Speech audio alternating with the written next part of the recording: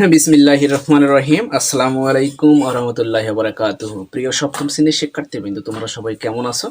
আশা করছি আল্লাহর অশেষ রহমতে তোমরা সবাই ভালো আছো এবং সুস্থ আছো। আজকে আমি তোমাদের গণিতের পঞ্চম অধ্যায়ের অনুশীলনী 5.1 তোমাদের বোর্ড বইয়ের 73 পৃষ্ঠাতে যে কাজের অঙ্ক দুটো রয়েছে, সেই দুটো অঙ্কের আজকে আমি খুব সহজ নিয়মে ইনশাল্লাহ সহজ পদ্ধতিতে সমাধান করে দিচ্ছি। এরপরও যদি তোমাদের কারো কোনো বুঝতে সমস্যা হয়ে থাকে, প্রবলেম হয়ে থাকে, তোমরা অবশ্যই তো আমাকে কমেন্ট বক্সে কমেন্ট করে জানাবে। আচ্ছা, তোমরা লক্ষ্য করো এখানে দুটো অঙ্ক কি দেওয়া রয়েছে, যে a প্লাস বি ইকুয়াল 4 এবং এ বি ইকুয়াল 2 হলে a মাইনাস বি হোল স্কয়ারের মান নির্ণয় করো।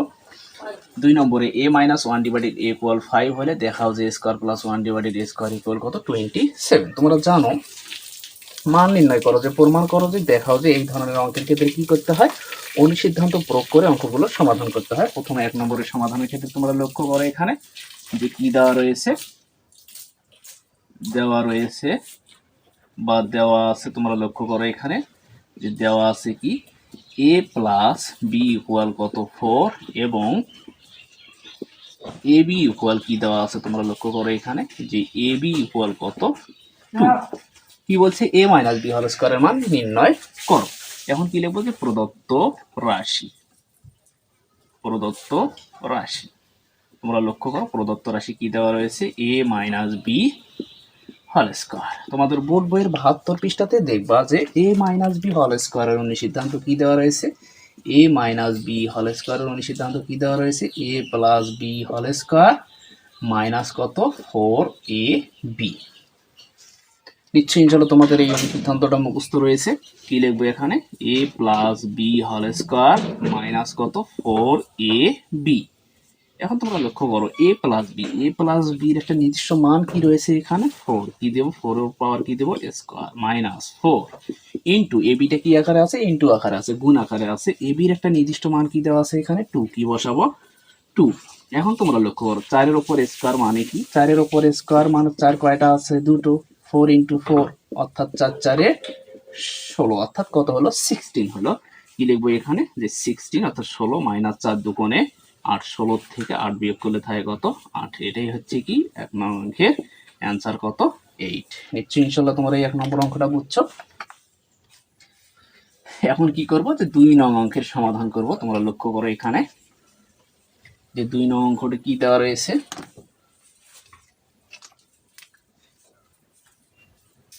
2 নং অঙ্ক কি দেওয়া আছে তোমরা লক্ষ্য করো এখানে যে a minus 1 divided a equal কত 5। দেখা হচ্ছে তোমরা জানো সমানের বাম পাশে যে অংশ থাকে সেটাকে বলা হয় বাম পক্ষ অথবা লেফট সাইড অথবা লেফট হ্যান্ড সাইড। সমানের ডান পাশে যে অংশ থাকে সেটাকে বলা হয় রাইট হ্যান্ড সাইড অথবা ডান পক্ষ অথবা কি রাইট সাইড। এখন তোমরা লক্ষ্য করো এখানে কি লিখবো, যে বাম পক্ষ লিখবো, বাম পক্ষ। তোমরা লক্ষ্য করো বাম পক্ষ কি দেওয়া রয়েছে, স্কয়ার প্লাস কত 1 ডিভাইডেড স্কয়ার। এখন তোমরা লক্ষ্য করো এটা একটু সাজিয়ে লিখতে পারি যে a স্কয়ার প্লাস কত 1 ডিভাইডেড a হোল স্কয়ার। এখন তোমরা লক্ষ্য করো এই যে বর্গটা আছে, এই বর্গটা কিন্তু 1 এর উপরে আছে, 1 এর উপর বর্গ মানে 1 কে 1, এর উপর বর্গ মানে স্কয়ার। এখন তোমরা লক্ষ্য করো এটাকে যদি মনে মনে আমি a ধরি, এটাকে যদি মনে মনে b ধরি, তার মানে কি দাঁড়ালো তোমরা লক্ষ্য করো এখানে স্কয়ার প্লাস বি স্কয়ার।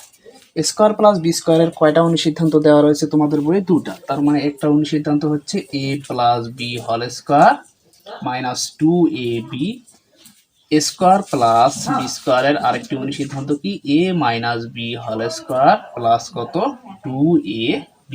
এখন তোমরা অনেক স্টুডেন্ট অনেক শিক্ষার্থী আমাকে প্রশ্ন করতে পারো যে স্যার এই দুটো অনুসিদ্ধান্তর মধ্যে আমি কোন অনুসিদ্ধান্ত দিয়ে এখানে অঙ্কটার সমাধান করব। এটা কিন্তু তোমরা অনেকেই প্রশ্ন করতে পারো। হ্যাঁ, এটা প্রশ্ন করা তোমাদের কি যুক্তিসঙ্গত।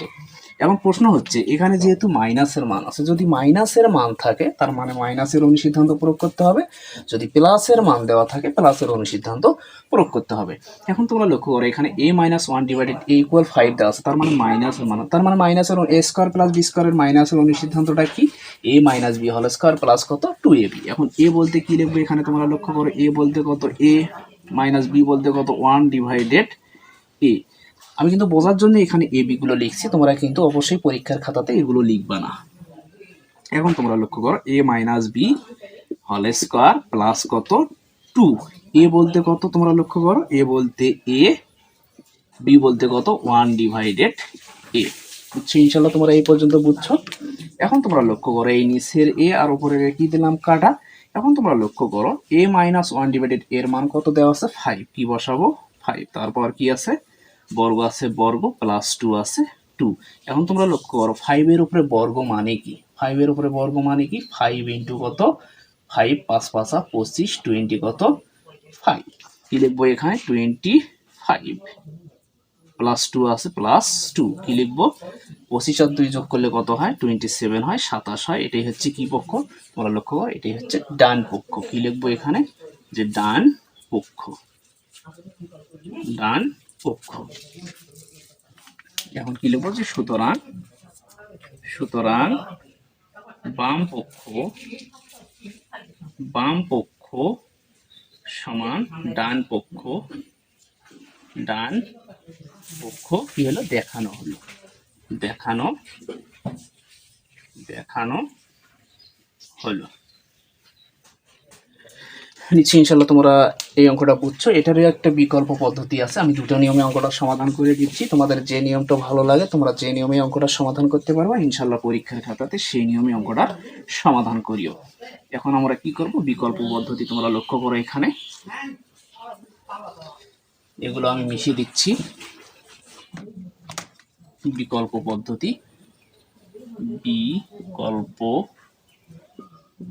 বিকল্প পদ্ধতি। এখন তোমরা লক্ষ্য করো যেহেতু কি বলছে a মাইনাস 1 ডিভাইডেড ইকুয়াল 5 হলে দেখাও যে square plus 1 divided square equal কত 27। এখানে কি দেওয়া আছে বর্গ, এই চিহ্নটাকে কি বলা হয় বর্গ বলা হয়, এই চিহ্নটাকে কি বলা হয় বর্গ বলা হয়। তার মানে এখানে কি করব এই যে রাশিটা দেওয়া আছে এটাকে উভয় পাশে কি করব বর্গ করব। a মাইনাস 1 ডিভাইডেড a কি দেব হোল স্কয়ার ইকুয়াল কত 5 স্কয়ার। পাশে কি লিখবো উভয় পক্ষকে বর্গ করে, উভয় পক্ষকে বর্গ করে। এখন তোমরা লক্ষ্য করো বর্গ মানে কি, এটাকে মনে মনে কি ধরবো a, এটাকে মনে মনে কি ধরবো b, অর্থাৎ a minus b whole square. a minus b whole স্কয়ারের সূত্র কি স্কয়ার মাইনাস 2ab প্লাস কত b স্কয়ার।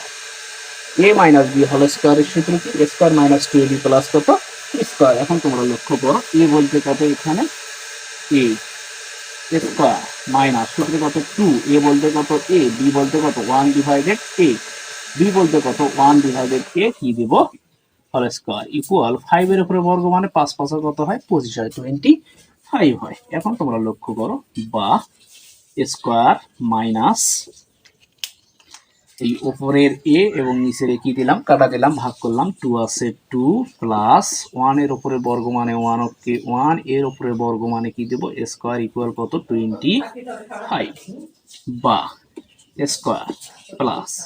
এখন তোমরা লক্ষ্য করো কি লিখবো 1 ডিভাইডেড স্কয়ার ইকুয়াল 25। এখানে মাইনাস 2 আছে সমানের পাশে গিয়ে কি হবে প্লাস 2 হবে বা এখন কি লিখতে পারি square plus 1 divided square equal কত 25 আর 2 যোগ করলে কত হয় 27 হয়।